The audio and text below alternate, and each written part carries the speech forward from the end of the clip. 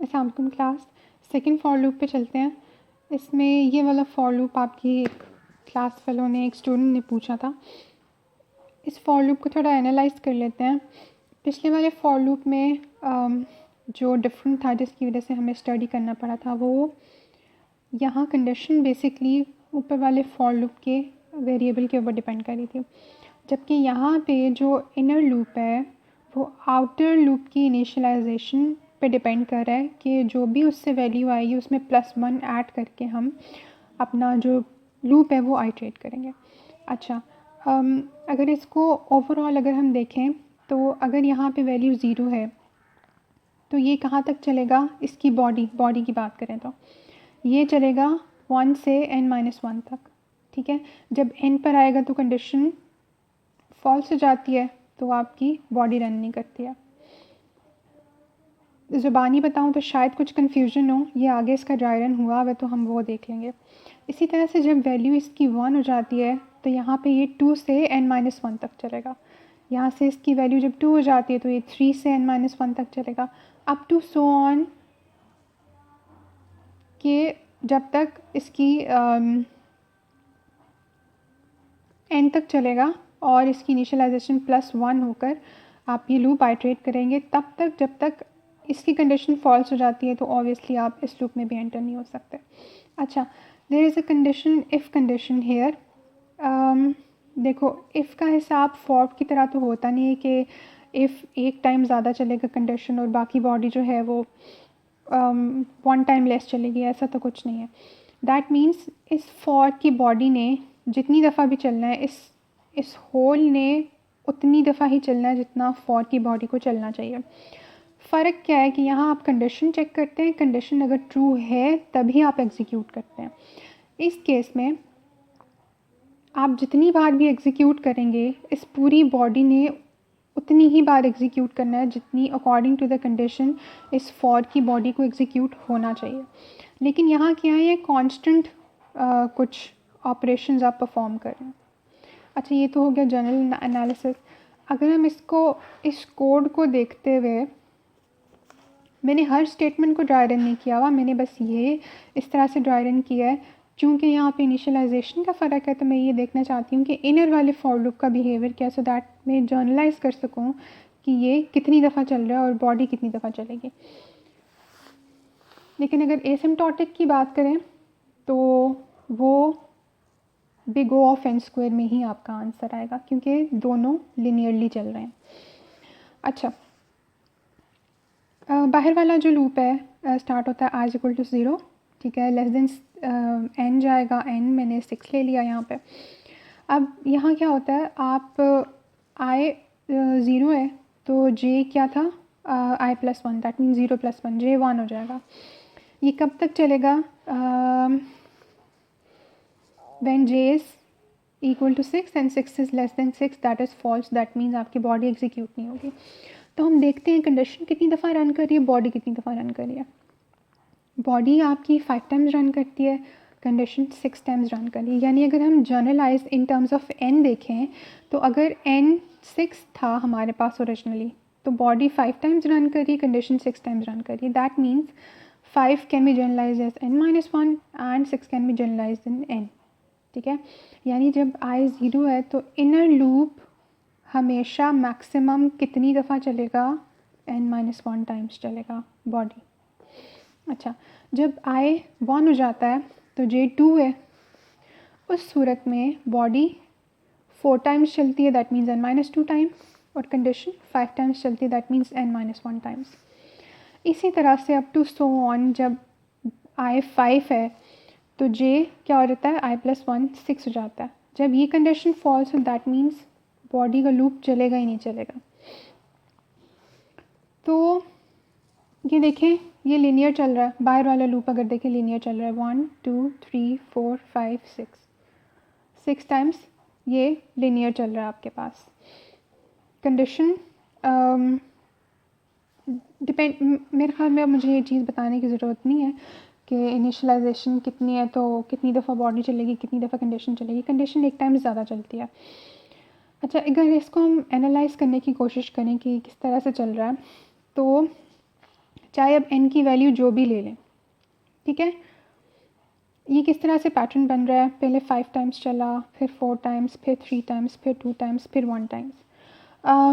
हमने यहाँ इस पूरे को एग्जीक्यूट करने के बाद इसको ऐड करके देखा कि ये टोटल कितनी दफ़ा चला, तो हमने कहा कि फॉर लूप टोटल 6 टाइम्स चला है, दैट मीन्स लीनियर है, ये लीनियर चल रहा है, ठीक है।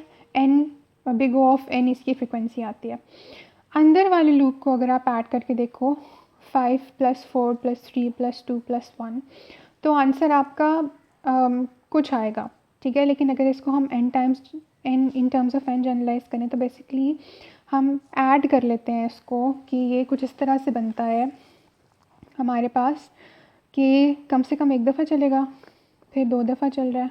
मैं इसको नीचे से ऑनवर्ड्स ऐड करना स्टार्ट करती हूँ।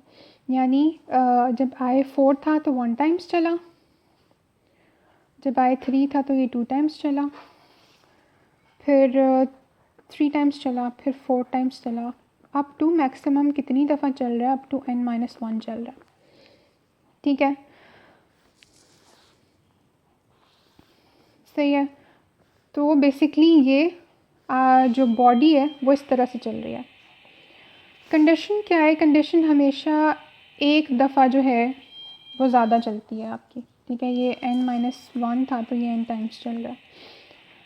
अच्छा, अगर आप इसको जनरलाइज़ करना चाहें कि ये कितनी दफ़ा चल रहा है, इसको मैंने इस तरह लिख दिया, इसको लिख दिया, इसको लिख दिया। अगर आप इसको लिखना चाहें तो कैसे लिखेंगे, यहाँ तो नंबर ऑफ़ ऑपरेशंस 2 है ना, यानी ये होगा 2 ×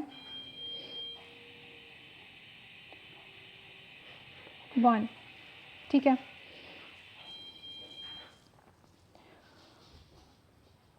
हर दफ़ा एडिशन हो रही है ना, इनिशियलाइजेशन तो आपकी एक ही दफ़ा होगी। अच्छा, अब अगर हम एनालाइज़ करें, जिस तरह से मैं कह रही थी कंडीशन एक दफ़ा ज़्यादा चल रही है, तो देखें मैं क्या कर सकती हूँ, मैं जनरलाइज़ कर सकती हूँ कि बॉडी और कंडीशन कितनी दफ़ा एग्जीक्यूट हुए हैं। जब I 0 था तो बॉडी 5 टाइम्स रन की है और कंडीशन ने 6 टाइम्स रन किया, 6 टाइम्स रन किया। जब बॉडी 1 थी, सॉरी I 1 था, तो बॉडी ने 4 टाइम्स रन किया, ठीक है। तो मैंने इसको बेसिकली जर्नलाइज़ कर लिया है। अगर मैं इसको हर दफ़ा n-1 लूँ तो ये कांस्टेंट वैल्यू देता है हर दफ़ा। अगर मैं इसको n-i लूँ तो बेसिकली आपका आंसर शुड बी, आपके रिजल्टेंट आंसर से एक आंसर आपका एक नंबर कम आना चाहिए। तो मैंने इसको जनरलाइज बॉडी को कैसे किया है, n-i-1। इसको मैं इस तरह से बता देती हूँ कि जब I आपके पास 0 था तो यहाँ आपके पास 5 आता है। अगर आप n-i लें तो यहाँ पे आंसर आपका 6 आएगा, लेकिन 6 से एक नंबर कम है। दैट मीन्स, या इसको आप ऐसे ले लें n-1 - i। तो ये आपका जैसे जैसे आपका I चेंज होता जाता है उस तरह से आपके पास आंसर बॉडी का n-1 - i से आता है। कंडीशन एक टाइम ज़्यादा चलती है तो आप इसको जनरलाइज n-i से कर सकते हो। इसी तरह से यहाँ पे आप लिख सकते हो 2 × 1 + n-i + n-i - 1, ठीक है। इस तरह से ये बॉडी कितनी दफ़ा एग्जीक्यूट होगी आपकी, n-1 - i, और ये वाला पोर्शन आपका इस वाले फॉर लूप का है तो इसने कितनी दफ़ा रन करना है, n टाइम्स रन करना है, और इसके साथ जो भी ऑपरेशंस हैं वो आप लिख सकते हैं। अच्छा, there is a formula for this, यानी अभी तो मैंने आपको बता दिया ना, और जब आप इस पूरी बॉडी ने जब n टाइम्स चलना है, n मल्टीप्लाई होगा इस n-1 - i के साथ, तो आपके पास इवेंचुअली आंसर का हाईएस्ट वेरिएबल स्क्वायर ही बनता है, n² बनता है। लेकिन हमारे पास एक्चुअली फार्मूला भी होते हैं कि जब इस तरह से रन हो रहा है, यानी इस तरह से रन हो रहा है कि 1 + 2 + 3 + 4 up to so on n-1, ये देखें 1 + 2 + 3 + 4 up to so on n-1 तक, 5 को अब आप n-1 जनरलाइज कर लें। तो बेसिकली इसका एक फार्मूला होता है जो आप डायरेक्टली पुट कर सकते हो। ये है n × n-1 डिवाइडेड बाई 2। तो इसका answer big O of n² आता है, यानी हाईएस्ट वेरिएबल तो आपका n² आएगा ना, बाकी आपके पास आंसर जो भी है। और अगर जनरली आप देखना चाहें तो हर दफ़ा n माइनस आई हो रहा है हर दफ़ा जब आपका लूप आइट्रेट हो रहा है। n माइनस आई माइनस वन हो रहा है, n माइनस आई माइनस वन हो रहा है, और कितनी दफ़ा हो रहा है, n टाइम्स हो रहा है। ठीक है, तो आपका आंसर n स्क्वायर में आएगा। This is the way you can put the formula. ठीक है, क्या आपका आंसर बिको ऑफ n स्क्वायर आ रहा है, और जनरलाइज भी मैंने आपको करके दे दिया, अब आप इसको देख सकते हैं।